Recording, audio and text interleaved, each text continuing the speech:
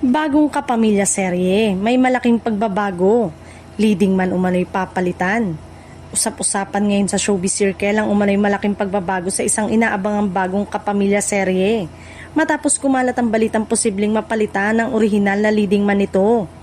Marami tuloy ang nagtatanong kung ano ang totoong dahilan sa likod ng biglaang pagbabago sa cast. Ayon sa mga ulat, naging usap-usapan umano sa production team ang ilang pagbabagong kailangang gawin upang mas mapaganda ang direksyon ng proyekto. Kabilang dito ang posibilidad na palitan ng pangunahing aktor upang mas bumagay umano ang chemistry at imahe sa magiging kaparehan nito sa serye. Hindi maiwasang maglabasan ng samot-saring espekulasyon mula sa netizen. May ilan ang nagsasabing maaaring dulot ito ng schedule conflict, habang ang iba naman ay naniniwalang may mas malalim pang dahilan na hindi pa inilalantad ng production.